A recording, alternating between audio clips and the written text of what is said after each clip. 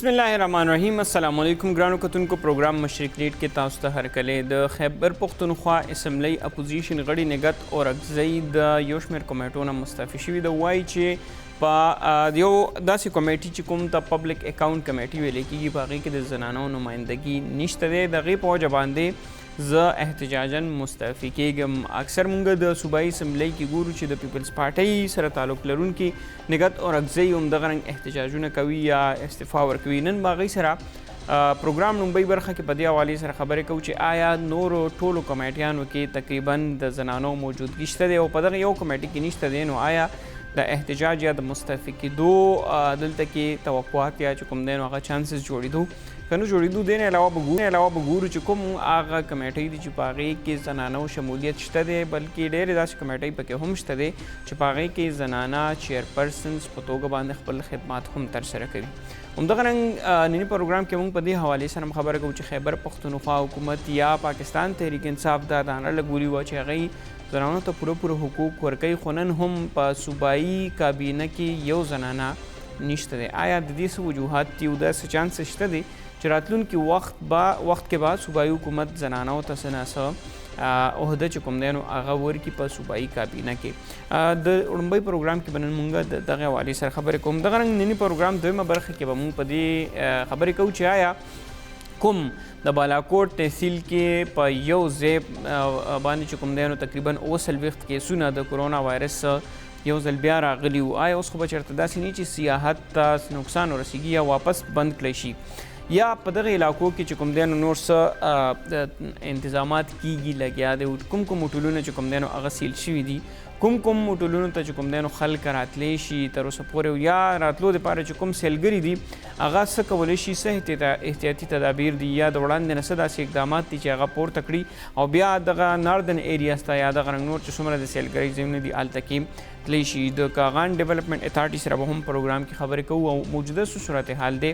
او دغه کیسونه چې کوم 40 یادېږي په دغه ریجن کې یا په دغه بالاکوټ تحصیل کې دا څنګه راغلي، آیا دا مقامي خلک یا نور څه وجوهات په دې حوالې سره به هم پروګرام دویمه برخه کې خبرې کوم. دغه رنګ ننني پروګرام دریمه موضوع زمونږ ده چې مهنګایي ورځ تر بله سیوا کېږي. که موږ صرف د چینو د وړو خبره وکړو دې کې روزانه په بنیاد باندې اضافه کېږي او چیني هم تقریبا سینچري خو مخکې نه وهلي وه، اوس تقریبا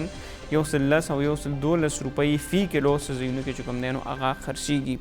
بل د مهنګایي شره چې کوم دی نو هغه هم ورځ تر ورځه سیوا کېږي، که هغه سبزیانې دي، که هغه وړي دي، که هغه غوښه ده، یا که دغه رنګ نور د ضرورت چیزونه دي نو دا ګران شوي دي. عام ولس په دې حوالې سره څه وایي، څومره هغوی د موجوده حکومت نه مطمئن دی او څومره ترې نه دی او څومره پورې هغوی ګیلهمن دي چې مرکزي حکومت یا صوبایي حکومت عام ولس ته په دغه خوراکي شیزونو کې ریلیف ولې نشي ورکولی او دغه قیمتونه بیا یو ورځ تر بله ولې سیوا کېږي. د یو رپورټ مطابق پاکستان کې 13 کالو کې دا کال یعنې په کال 2020 کې د مهنګایي شره چې کوم دی نو هغه ډېره سیوا شوي دی، یعنې 10 کاله پس یو ځل بیا دومره ګراني راغلي وه چې کوم پاکستان کې 10 کاله وړاندې جوړه شوې، یعنې کال 2019 خبره چې موږ کوو کوم حالات و هلته کې هم دغه چینو قیمتونه تقریبا 100 پورې چې کوم دی نو هغه راغلي 95 روپو پورې به فی کیلو چیني خرڅېدو. همدغه رنګ وړو قیمتونو کې هم اضافه شوي وه او نن یو ځل بیا چې کوم دی نو دغه قیمتونه ورځ تر بلې چې کوم دی نو سیوا کېږي. د عام ولس خبرې به اورو، همدغه رنګ دا ګراني ولې سیوا کېږي او تر کومې پورې به سیوا کېږي، د دې کنټرول کول دپاره څه کېږي، په دې به هم ټیکنیکل یعنې پوهانو سره خبرې کوو چې څه وجوهات دي چې دغه اکانومي ورځ تر بله لګیا ده سیوا کېږي. خپل پروګرام لومبۍ موضوع طرف ته راځو چې کوم د نګهت اورکزی معامله ده، تحریک انصاف باندې هم هغوی مسلسل چې کوم دی نو دا تنقید کوي چې زنانو ته دوی پوره نمایندګي نه ورکوي، بل چې څومره کمیټیانې دي، که هغه پبلک اکاونټس کمیټي ده یا که دغه رنګ نورې کمیټیانې دي نو په هغې کې څه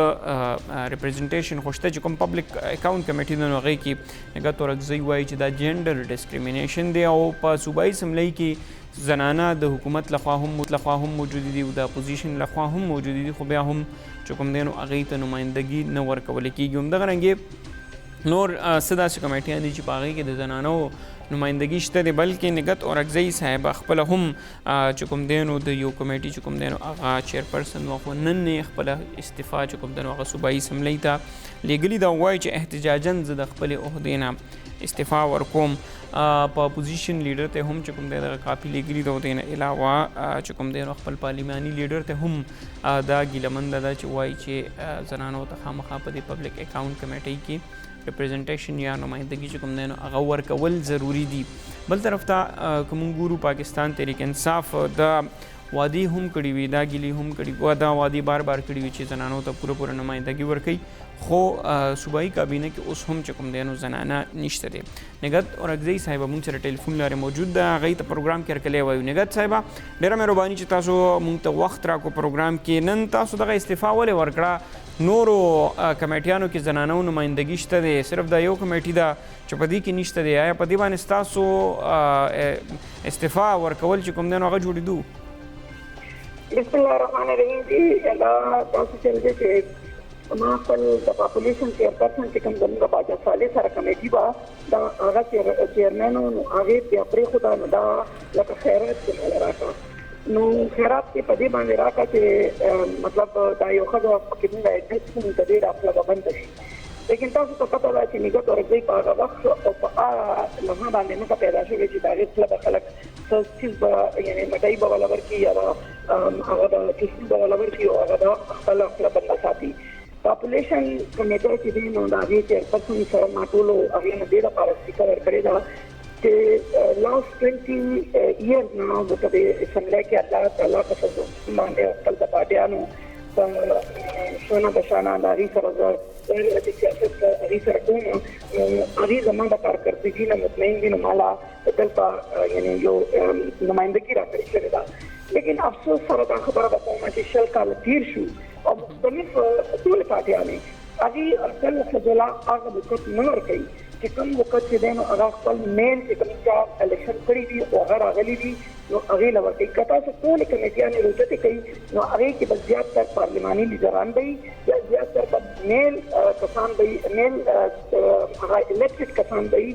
چې کوم چا الیکشن ګټلی دی. زموږ سره ووټ حده پورې دې کار لري او پبلک اکاؤنټ کمیټي چې دا دی کې چونکې د کورټ بورډ او دا چونکې اوس د پی ټي آی سلسله روانه ده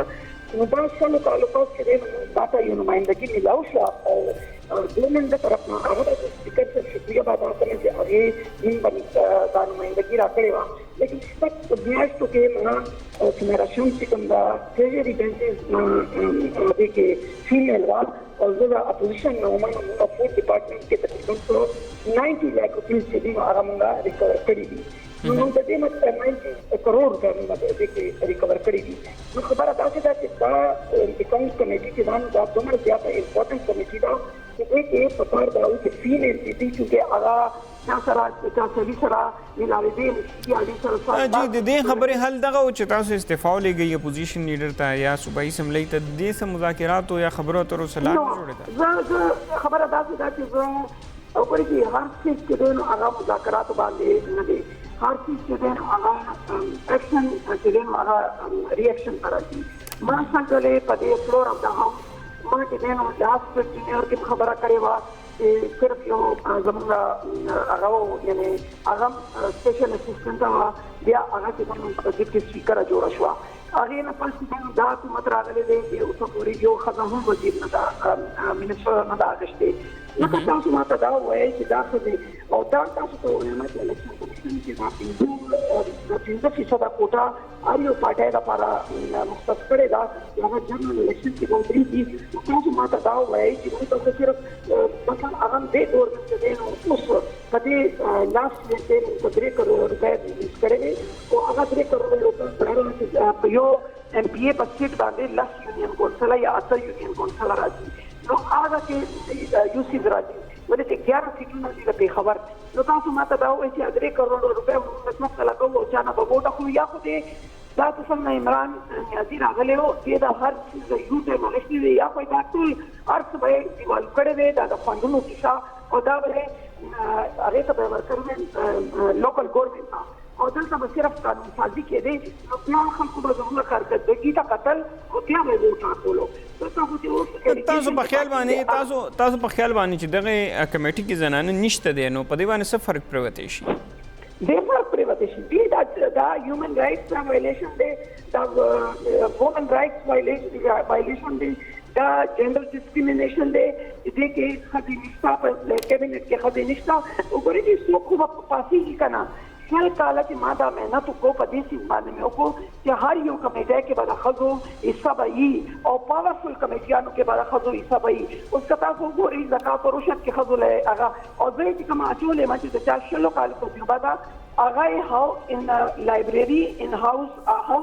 ان لایبرري کې اچولې ما هغې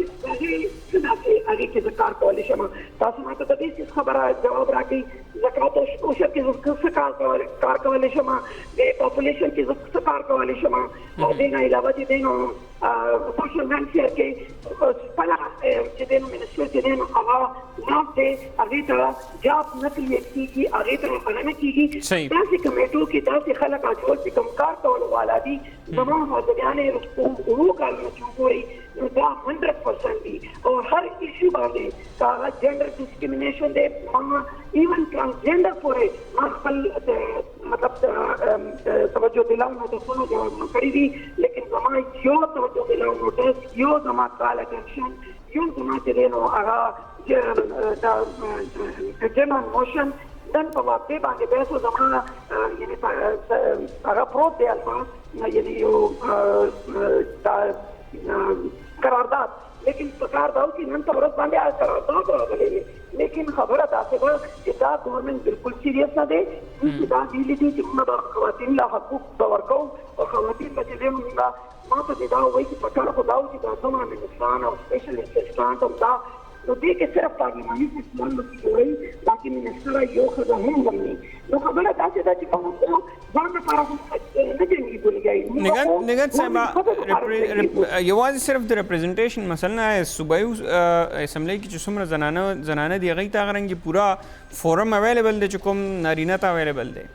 نه بالکل هغې ته هغه فورم اویلیبل نه دی چې کوم نارینه ته دی. تاسو دا وګورئ چې که سی ایم سره ملاویږي, پارلماني لیډران به ملاویږي, هغې کې د ښځو نمایندګي به څوک هم نه کوي. یعنې د ښځو ایشوز چې دي هغه به څوک هم نشي راوچتولی. دا خبره داسې ده چې دلته جنډر ډسکریمینیشن, وومن وایلیشن, هیومن رایټ اینډ جنډر ډسکریمینیشن وجود دی. ډېره مهرباني جی, ډېره مهرباني چې تاسو وخت راکړو پروګرام کې هم شرکت وکړو موږ سره. بیا به هم تاسو وخت باندې خلو پروګرام کې سردار بابک صاحب موږ سره موجود دی, د ټلیفون لارې هغوی سره هم خبرې اترې کوو چې آیا دغه رنګ خلک استعفا ورکوي یا دغه رنګ پوره حقوق نه ملاویږي. نو آخر به څه کوي بابک صاحب پروګرام کې هرکلی وایو تاسو ته. السلام علیکم. وعلیکم السلام. سردار بابک صاحب نن نګهت اورکزۍ صاحبه په یو احتجاجن چې کوم دی نو هغې استعفا ورکړي چې پبلک اکاونټس کمیټې کې د زنانو ریپرزنټیشن نشته دی, بلکې هغې د اپوزیشن نه هم ګیله وکړه چې هغوی د اپوزیشن زنانو دپاره یا د زنانو حقوق دپاره اواز نه پورته کوي. واقع دا داسې ده چې په اسمبلی کې زنانو ته خپل حقوق یا هغه فورم ورته هغه لنګې نه ورکولی کېږي یا نه پرېښودلی کېږي چې کوم نارینو دپاره دی. ګوره داسې ده چې پبلک اکاونټس کمیټي خو ظاهره خبره ده چې دا خو یو قسم له احتساب اداره ده او یو محتسب اداره ده. دې کې خو د سړو او د ښځو په حواله څه خبره نشته. البته په ټول ملک کې قومي اسمبلی کې وګورئ, باقي درې صوبو ته وګورئ چې د اپوزیشن ممبر یا د اپوزیشن لیډر چې دی هغه د پبلک اکاونټس کمیټه چیرمین او بیا په هغې کې د حقیقي احتساب کولو دپاره د اپوزیشن د ممبرانو تعداد کې دا سیوا پکار دی. د هغې وجه دا ده چې لکه اوس پی ټي آی مثال دا دویم حکومت دی, اوس چې د پبلک اکاونټس کمیټه چیرمین هم سپیکر دی, بیا د ممبرانو تعداد هم د حکومت سیوا دی. تاسو په خپله سوچ وکئ چې حکومت به د حکومت احتساب څنګه کوي؟ د حکومت احتساب خو به اپوزیشن کوي. نو په دغه حواله باندې بالکل پکار دا ده چې زنانو ته پکې هم نمایندګي ملاو شي, دا که د اپوزیشن د طرف نه وي او که دا د حکومت د طرف نه وي. نو دا خبره په دې شکل باندې ویلډ ده چې په هر کمیټه کې په هر ځای کې د زنانو نمایندګي چې دا پکار ده. نو په ډېرو حوالو لکه مثال نه د پکار چې سپیکر د دې کمیټې چیرمین دلته دی, نه د پکار چې د حکومت د ممبرانو تعداد په پی ایس سی کې یا پبلک اکاؤنټس کمیټه کې سیوای دلته دی نه دی پکار دغه بیا د زنانو نمائندګي نشته او دوی خو خبر هم د کرپشن خلاف کوي د دوی نیریټیو خو خلکو ته دوی دا بیانوي چې موږ د کرپشن خلاف یو د کرپشن پاکستان ناره موږ راوړې ده او په عمل کې خو تاسو وینئ چې نن ته په پبلک اکاؤنټس کمیټه باندې خبره کوي نو دوی له خو اخلاقي طور باندې پکار دي چې په دې رولز کې چینج موږ راولو او دای وای چې واقعي په عمل کې موږ بابک صاحب خو دغه کمیټیانې چې کله جوړ دي نو په دې کې تاسو هم پوره نمائندګي وا موجود وا س اپوزیشن غړي هم دا وایي حکومتي چارواکي هم دا وایي چې د اپوزیشن په سلا مشوره سره دغه ممبران سلیکشن شوی دی نګهت اورغزی یا په دغه پبلک اکاؤنټ کمیټي کې نشته دی یا سیوا دي نو دی خو تاسو هم پوره ذمہواری نو زه خو به له ذمہوارم یا اپوزیشن به له ذمہوارو چې اختیار اپوزیشن سره وي اختیار خو سپیکر سره دی او دا غي ناره ده دا خبره خو ورته موږ د اسمبلی په فلور هم کړې ده او ستا په ټلویزیون ورته هم کوو چې دا اختیار خو هغوی سره دی اختیار خو موږ سره نه دی ګیده خو زموږ نه پکار ده چې موږ سره اختیار وي او موږ داسې کړی دی نو موږ سره خو اختیار نشته نه ګیده موږ نه کوم ځای نه پاتې شوه دا خو هسې خبره ده بنیادي خبره هم دغه چې ما تاسو ته وکړه حکومت له پکار دي پکار داره چې د پی ټي آی مشر چې کوم دی او وزیر اعظم صاحب هغه دې خبرو نوټس والی مرکزي حکومت هم یا د دې چې کومه پارټي ده د پارټۍ لیډرشپ ته چې دې خبرو ته نظر واچوي ځکه چې د دې ټولې صوبې نه یا د دې ټول ملک د ځوانانو نه یا د ولس نه چې دوی کوم ووټ غوښتی دی نو دوی خو په باقي ټولو پارټو باندې الزام لګولی چې دوی کرپټ دي یا دوی کرپشن ته فروغ ورکوي په عمل کې خو دوی دا کار کوي دوی به عوامو ته جواب دي نو ګیله خو د حکومت ممبر کوي یا د اپوزیشن ممبر کوي چونکې اختیار سپیکر سره دی اختیار حکومت سره دی بلکې دا به هم ووایم چې نوټیفیکیشن خو سپیکر کوي خو فیصلې خو حکومت کوي د اسمبلی د دوی د فیصلې چې دا هم حکومت کوي دا هم د رولز هم خلاف ورزي ده او دا نامناسبه طریقه ده دا کومه طریقه چې دوی خپله کړې ده صحیح ډیره مهرباني سردار بابک صاحب چې وخت مو راکړو پروګرام کې موږ سره شرکت وکړو کتونکو بابک صاحب خبرې تاسو واورېدو حکومتي چارواکو سره هم زموږ خبرې شوي عایشه بانو محترمه موږ سره د ټلیفون لارې موجود دی نه هم پوښتنه کوو چې آیا واقعي دا دومره مسایل موجود دي نو دوی په خپله حکومت څه کوي عایشه بانو تاسو ته پروګرام کې هرکلی وایو السلام علیکم جی ډیره مننه امید ده تاسو به د با سردار بابک صاحب هم خبرې اورېدلې وي چې کوم تعداد په کمیټو کې سیوا دی هغه هم چې کوم دی نو وایي غیر قانوني دی دلته کې شته دی حکومت خلک خپله اواز نه پورته کوي بل نګهت اورغزی نن احتجاجاً د زنانو دپاره چې کوم دی نو دغه استعفا ورکړه د پبلک اکاؤنټ کمیټۍ کې وایي چې د غیر ریپرزنټیشن نشته دی په دې حوالې سره حکومت چې کوم دی نو وایي ته دا نه ښکاري ته پاکستان تحریک انصاف خو بار بار د زنانو حقوقو دپاره چې کوم دی نو اواز پورته کړی دی جی ټولو کې اول خو بس تاسو ته دا وایم چې تاسو به دې ځل چې څومره کمیټیانې تاسو کتلې دي نو تقریبا شپږ زمونږ زنانه چیرپرسن جوړې شوي دي او دا مطلب خاص دا ډېرې امپورټنټ او ډېرې ضروري سټینډینګ کمیټیز چې کومې دي لکه هیلث څنګه سټینډینګ کمیټي شوه دا اټ از ون اف د موسٹ امپورټنټ سټینډینګ کمیټیز چې کنسیډر کیږي هغه لاست ډیور کې هم یو زنانه سره وه او زموږ د پی ټي آی ممبر د سمیرا شمس صاحبه هغې سره وه او دې ځل هم د سیکنډ ټایم هم چې کوم دغه راغل نو دې کې هم زنانه سره ده فیمیل سره ده نو خبره دا ده چې زموږ ګورنمنټ چې څنګه هغه خبره ده چې موږ ایکول اپورچونټیز ولا خبره کوو نو که داسې خبره وه نو بیا خو پکار چې صرف د اخوا دېخوا وړې وړې کمیټیانې ورکړې شوې وې که نه نو هیلث کمیټي ما په خیال کې ټولو کې امپورټنټ کمیټي ده is one of the most important committees هغه یو فیمیل ته ورکړل شوې ده دې نه علاوه ټوټل 6 ممبرانو ته فیمیل دي چې چاته سټینډینګ کمیټیز چیرپرسن ملاو شوي دي دومره خبره تاسو بدن کې دي چې اسمبلی سپیکر صاحب نن په خپله په اسمبلی فلور باندې دا خبره وکړله چې زموږ پی ایس سی پبلک اکاؤنټس کمیټي کې 9 ممبر ایٹ د مومنٹ دي او دې کې نور هم ممبران زیاتېدلی شي که ضرورت پیښ شي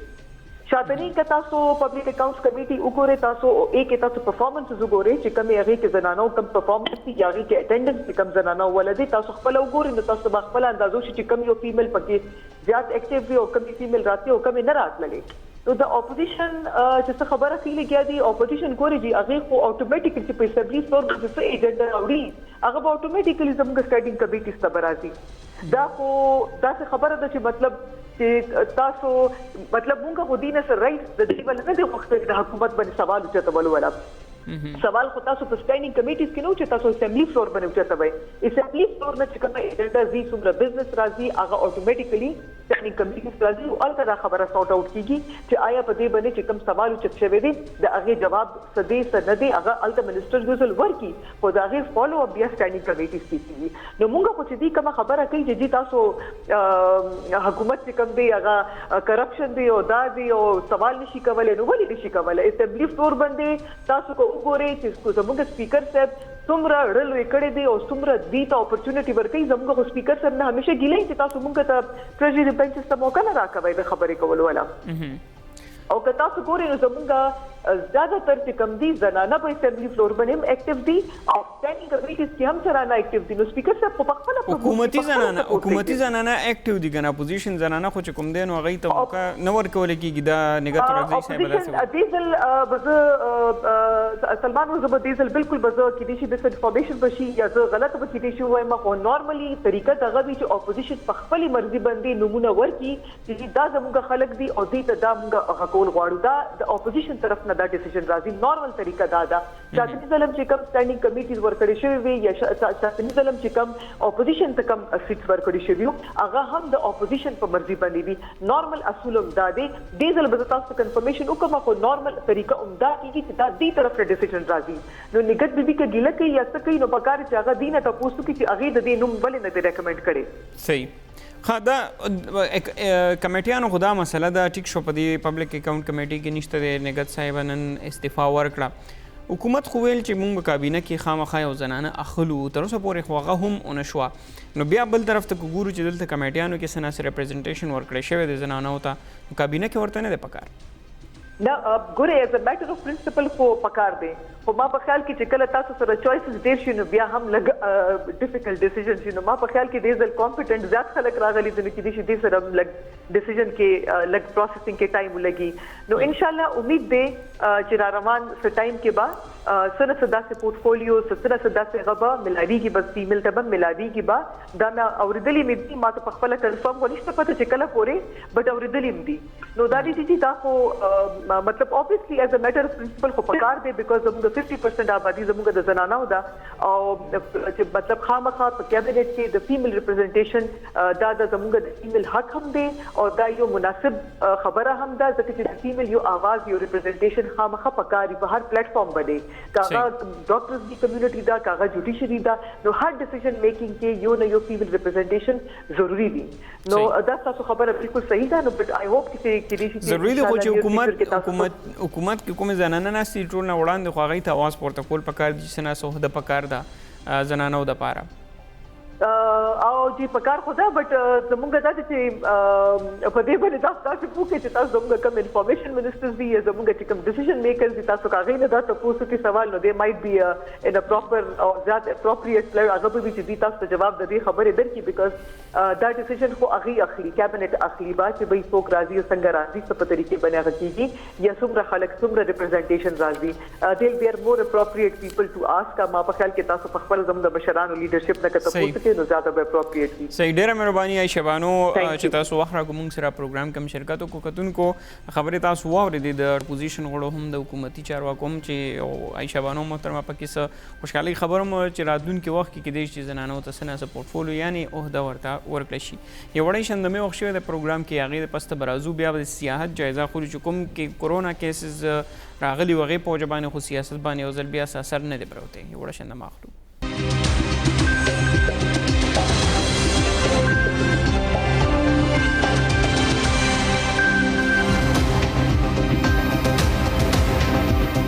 کتونکو پروګرام کې یو ځل بیا هرکلې په 21 تاریخ باندې چې کوم دی نو د کرونا وایرس کیسونه رپورټ شو په بالاکوټ تحصیل کې او د یو علاقې نه یعنې د یو هوټل نه تقریبا 40 کیسونه چې کوم دی نو هغه رالو دغه دپاره چې کوم دی نو په سوونو بلکې په زرګونو زرو نه سیوا ټسټونو یا نمونې چې کوم دی نو هغه د خلکو نه جمع کړی شوي وي چې کوم د اختر د پسته خلک لاړو دغه ګلیاتو ته یا دغه رنګ نور چې څومره کاغان دي یا څومره ناردن ایریاز دي شمالي علاقې دي که پای کې سوات دی که بالاکوټ دی که دغه رنګې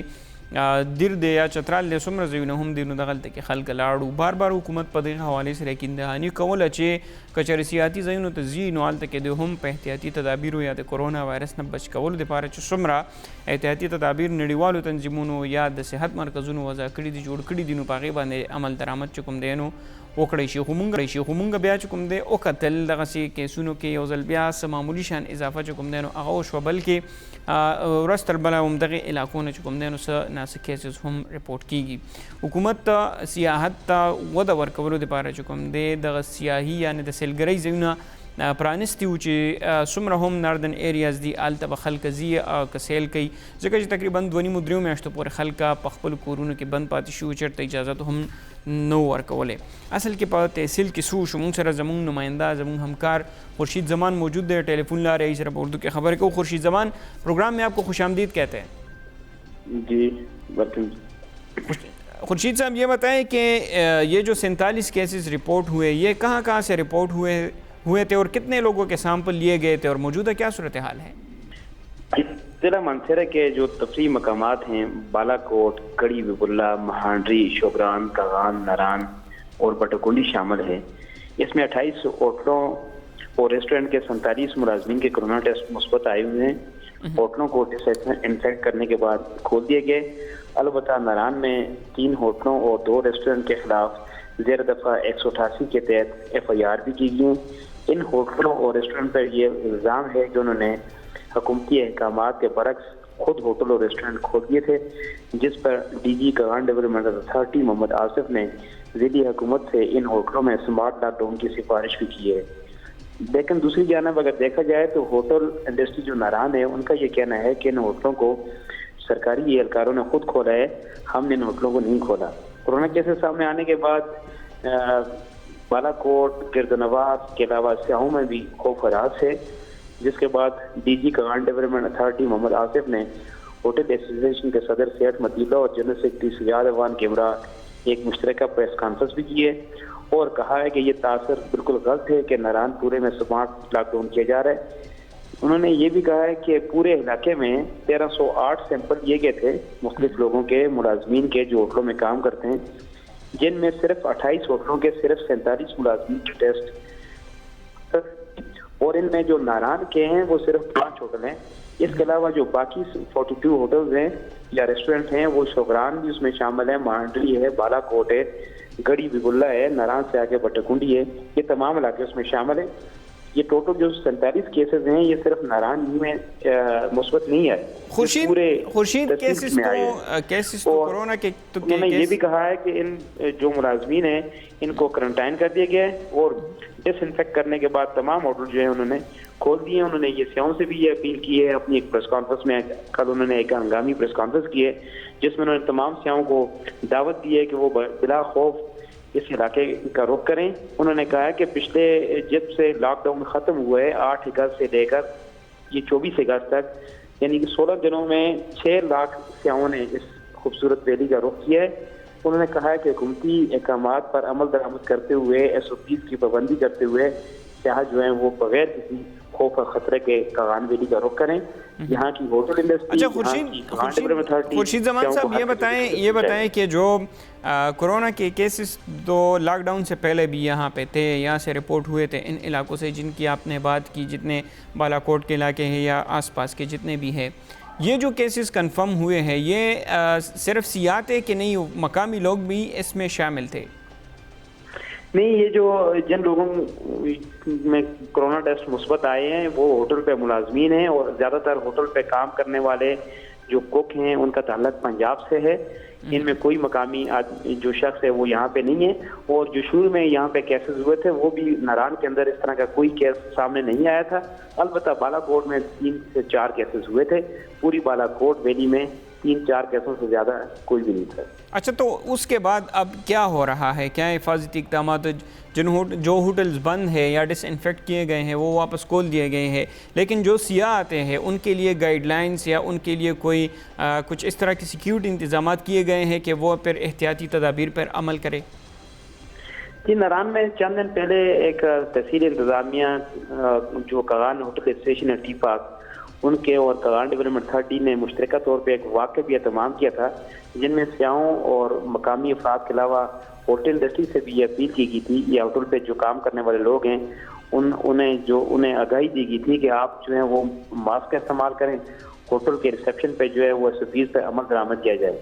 البتہ جو جیپ ڈرائیورز ہیں یا اس کے علاوہ باقی لوگ ہیں انہوں نے بہت کم اس پر عمل درآمد کر رہے ہیں. یہ اداروں کی یہ خواہش بھی ہے اور یہ کوششیں بھی کر رہے ہیں, لیکن اس کے باوجود بھی ناران میں اگر دیکھا جائے تو بہت کم اس پر عمل درآمد ہو رہا ہے SOPs پر. اچھا, سب سے ضروری بات یہ کہ جو سیاح آتے ہیں ان علاقوں میں تو وہ خود SOPs پہ عمل درآمد کرتے ہیں کہ نہیں, اور وہاں پہ جو ماسک یا سینیٹائزر وغیرہ ہے ان کی اویلیبلٹی ہے کہ نہیں؟ جی, ناران کے تمام بڑے ہوٹلوں میں جو ہے اس کی اویلیبلٹی ہے. البتہ جو سیاح ہیں انہوں نے اس پہ تقریباً 1 سے 2% اس پہ عمل درآمد کر رہے ہیں. مقامی لوگ یا ریسٹورینٹ والے تو اس پہ عمل درآمد کر رہے ہیں, لیکن سیاح جو ہیں وہ اس کو بری طرح نظر انداز کر رہے ہیں. کسی نے بھی ماسک نہیں پہنا ہوتا, کوئی گلوز نہیں ہوتا یا کوئی اور اس طرح کے سوشل ڈسٹینس نہیں ہوتا. سیاح پہ بالکل عمل درآمد نہیں کر رہے.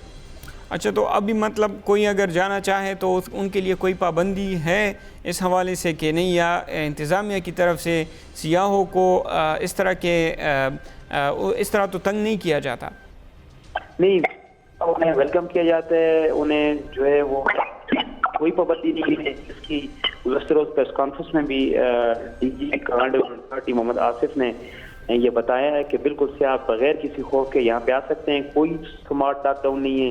کوئی یہاں پہ کسی قسم کی پابندی نہیں ہے. جو کورونا کے ٹیسٹ آئے تھے وہ بھی ناران کے صرف 5 ہوٹلوں کے اندر آئے تھے,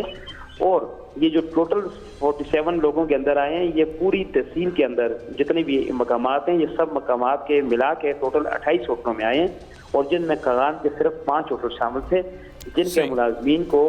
گھروں کو بھیج دیا گیا ہے کرنٹائن کرنے کے لیے. بہت شکریہ خورشید زمان صاحب وقت دینے کا. کہ تن کو خبر تاسو اور کوم موجوده صورتحال د خو کاغان ډیولپمنٹ اتھارٹی DG محمد آصف صاحب هم سره ټلیفون لاره موجود دی, نو پښتنه کو چې غي لخوا سه انتظامات شوي دي. آصف صاحب تاسو ته پروګرام کې راکلی وایو. جی ډیره مهرباني, تاسو شکریہ. آصف صاحب اوسلويخ کیسونه چې کوم د مختلف هوټلونو رپورټ شوي په یو ورځ باندې د کورونا وایرس د غي د پسته انتظامی سه انتظامات کړي دي. آیا چې کوم سیاح یا سیلګري راځي هغوی دپاره څه احتیاطي تدابیر یا څه ریسټرکشنز یا په هوټلونو باندې چې کوم دی نو د کورونا وایرس نه بچ کېدو دپاره څه پابندیانې یا څه داسې ګایډلاینز ورته جاري شوي؟ جی داسې ده چې کله ټوریزم ګورنمنټ اف پاکستان فیصله وکړه چې ټوریزم کلاو شي, ځکه چې خلک ډېر زیات سفر شوي هم او په ملک د کرونا صورتحال هم ښه شو. نو چې کله ټوریزم کلاو شو نو هغې نه پس ناران, کاغان او دغه چې کوم زمونږ کومه وادي ده سیاحت حوالې سره دا ډېر هاټ یو وادي ده او دې ته ډېر زیات خلک سیلګري راځي, کال په کال راځي, پوره ملک نه راځي او ایون چې بهر ملکونو نه هم راځي. نو د نور ځایانو په شانې ناران کاغان کې هم ډېر خلک راله. نو د روټین مطابق څنګه چې په پاکستان کې عام روټین دی, نن سبا پوره ملک کې یو روټین دی چې کرونا ټیسټینګ کېږي, رینډم ټیسټینګ کېږي, هر ځای ډسټرکټ انتظامیه یا چې کوم انتظامیه د هغوی ټیسټینګ کوي. همدغه رنګ په کاغان ویلي کې هم او پوره تحصیل بالاکوټ کې سره رینډم ټیسټونه وشله او داسې 1400 نه سوا ټیسټونه دلته وشو او په هغې ریزلټ کې تقریبا 50 ټیسټونه پازیټیو راغله. او ناران کاغان چې کوم ویلی ده نو د هغې ویلی کې تقریبا 10 ځایونه داسې هوټلې داسې وي چې په هغې کې ملازمینو ته د کرونا وایرس پازیټیو رپورټس راغله. آصف صاحب اوس چې کوم دی هوټلونو باندې څه هلته کې مطلب خلک راتلی شي کوم سیلګري د پېښور نه تلل غواړي یا د پنجاب علاقو نه یا بل ځای نه کاغان ناران تاسو چې څنګه وویل دلته ډېر زیات خلک راتلل غواړي, یقینا چې دا موسم هم دی نو ای باندې څه پابندي څه چانس شته دی یا که نه هغوی ته ویلکم دی د انتظامیې لخوا؟ بالکل ټولو ته ویلکم دی, پوره پاکستان ته ویلکم دی چې د حکومت کوم جاری کړي شوي چې کوم SOPs دي, کوم ګایډلاینز دي د هغې مطابق دې راځي, انجوای کوي. دی ډېره ښکلې علاقه ده. دا چې کوم هوټل کوم شوي دا موږ ډسانفیکټ هم کړی, په دې سمارټ لاک ډاون هم امپوز کړی, هغه هم بیا ډیسیل هم شوې او هغه سمارټ لاک ډاون ختم هم شو. اوس هیڅ قسم خطر دی وخت کې نشته، حالات کنټرول دي. د هغه 47 کم کیسز نو ورستو یو کیس هم نه راغلی او دی وخت کې هم ناران الحمدلله مکمل پیک دی او سیاح پورا سیلګری پورا ملک نه راغلي هم دي او نور ته موږ درخواست کوو خپل پروګرامونه جوړ کړئ، فیملی سره راځي. خو د حکومت چې کوم جاری کړ د اس او پیز دي مهرباني وکړئ د دې تاسو یو وړي کې غونه پښتنه کوم وخت کم د دمه طرف ته زو اسف سب دانه ته چې سوک وایلیشن کوي دا گایډ لاینز سیلګری یادومه نو هغه د پارسه جرمانه پکې دی شي سزا کې دی شي. پدې کې جی موږ داسې چل کړو، اول موږ اویرنس کمپاینز چلول، بیا موږ هوټل اسوسییشن، بازار اسوسییشن او مختلف پولیس او ډسټرکټ ایڈمنسټریشن سره ګډ موږ پروګرامونه مختلف وکړه. ریګولر اوس موږ سیشنز کوو اویرنس او هغه نه باوجود چې څوک موږ ته کې موږ سیلګری پکې هم چالان کړي دي، جرمانی کړي دي او اویرنس پکې هم ریګولر کوو. هوټل هم چې کوم اس او پیز وایلیشن هم موږ چالان کړي دي. ډېر مهرباني اسف سے بوخرا کولو پروګرام کې شرکت کولو کتونکو هر څه خبر سیلګرو د لپاره خوبیا په احتیاطي تدابیر باندې عمل درآمد کول چې کوم نه هغه ضروری دی. یو وړ شند ماخلو پروګرام کې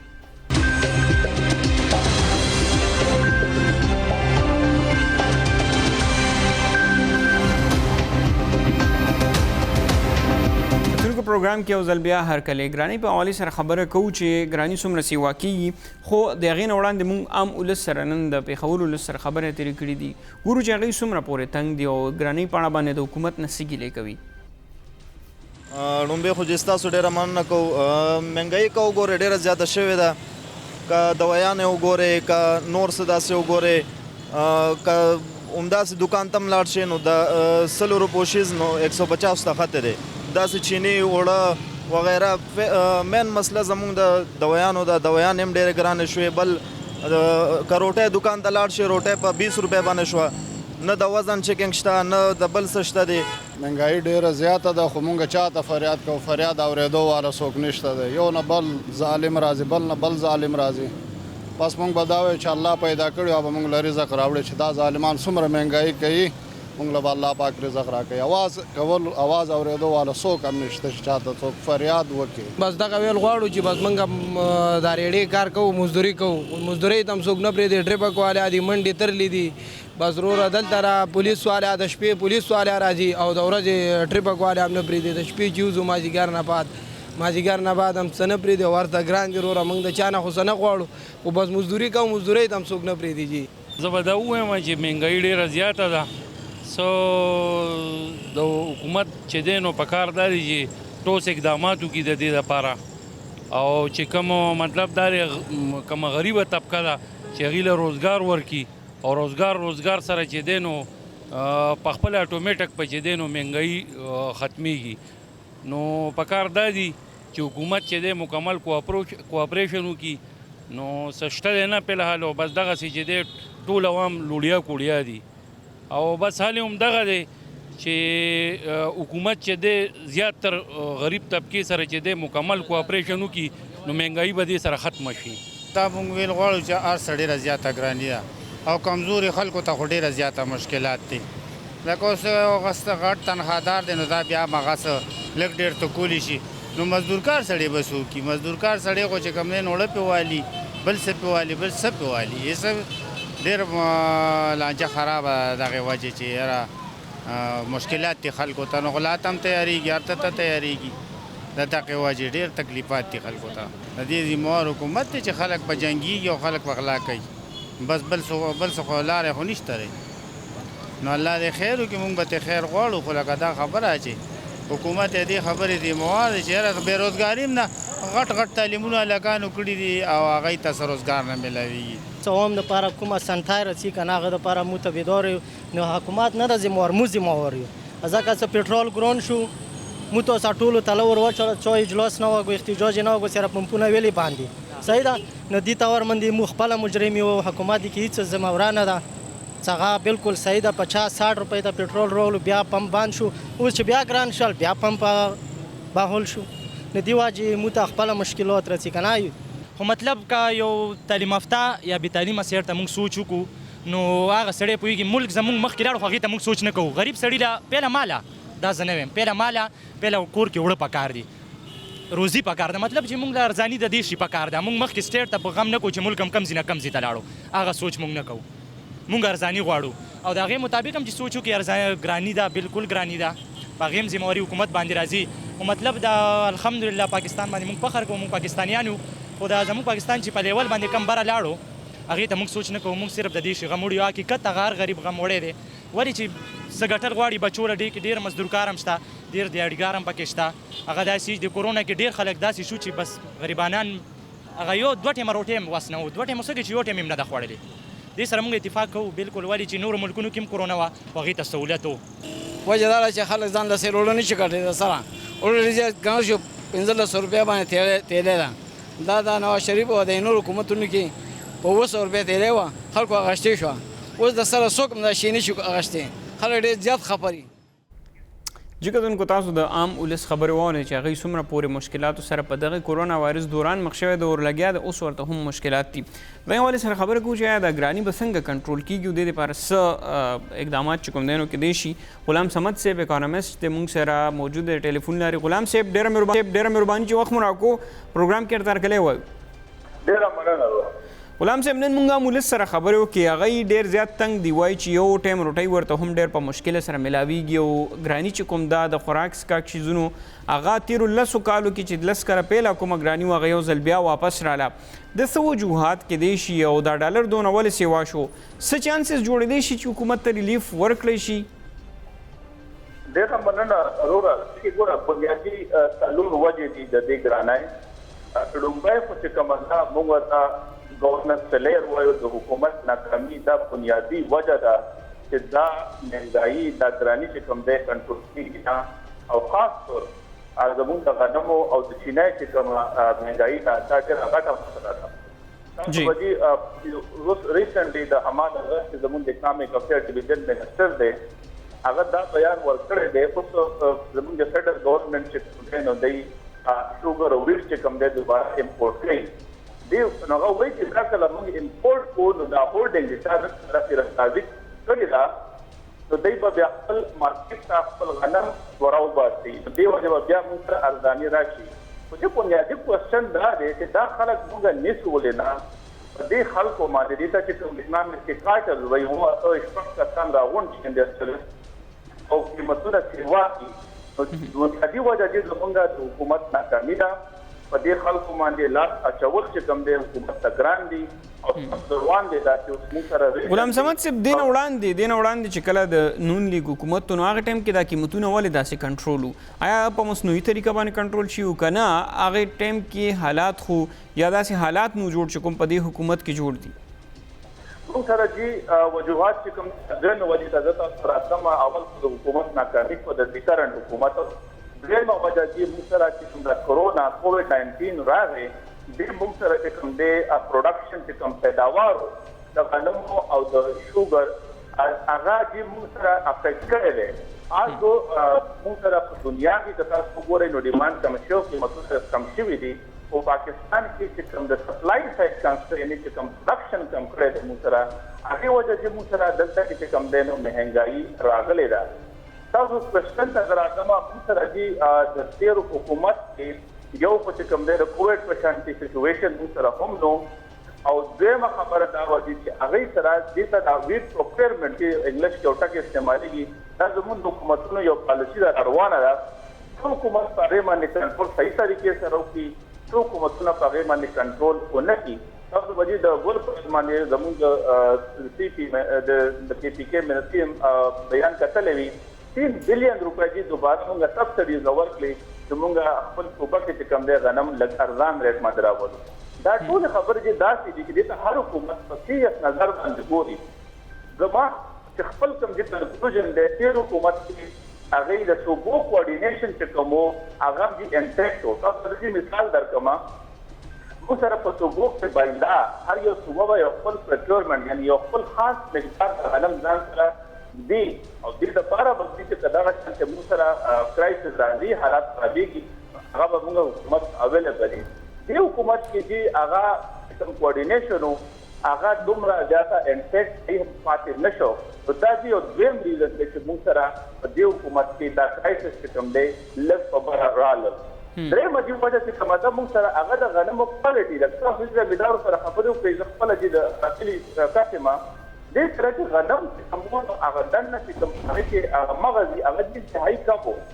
نو هغه یو درېیمه وجه ده چې غنم مختلف وجوهات باندې دي چې موسم والا وجوهات هم دي نو وجوهات هم دي غنم د خپل پروډکشن کې کوم مقدار پکار و هغه دې نه دی کړی او هغې وجه باندې په کلو کې عام زمیندار هم دي چې کوم دی غنم نه غلام صمد صاحب ګورم یوازې اوړه خو نه دي ګران شوي چینو قیمتونو کې اضافه شوي ده سبزیانو قیمتونو ورځ تر ورځې سیوا کېږي چکن غوښه یا دغه رنګ نور شیزونه چې کوم دي غوړي دا ټول شیزونه یو